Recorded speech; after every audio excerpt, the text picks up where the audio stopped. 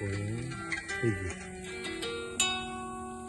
تو که میشناسی درد تو شعرامو، تو که میفهمی معنی ایهامو، تو که با رنج کشیدی بدن زخمیمو، تو که دیدی یه شب برف رو موهامو، بدنم محلکه شیعه شلاق شد.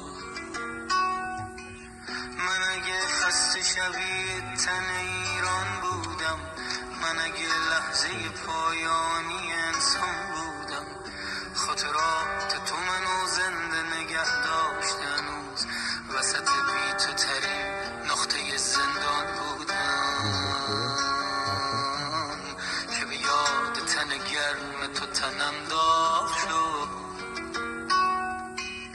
با لبات فاتحه ارقمی و میخونم، من به آرامش وحشی چشات مدیونم، یه پناهنده ترسیده تنام، اما پشت مرز تن تا به ابد میمونم. منو از این غم جاودان آزاد کن، تو که باشی پیش من خنده به دردا میزنم، حتی اون لحظه که از شکنجه ها جو میکنم، تو دلیل سبز ریشمی تو خاک این کویر، چرا خمش قامتم زرد بشه روح و تنم، که جواب موندنم اره سر صاف شد. اگه فردایی باشه من با تو میسازم، برد من وقتیه که به تو میبازم، توی این روزای شوم شده کل آرزوم، روز آزادی بیاد حبس بشم تو بغلت، بین دستات برسم به اوج پروازم.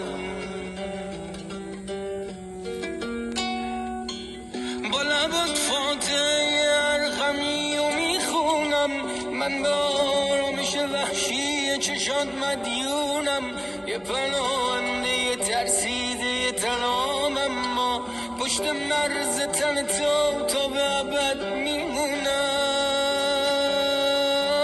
منو از این غم جاودان آزاد کن.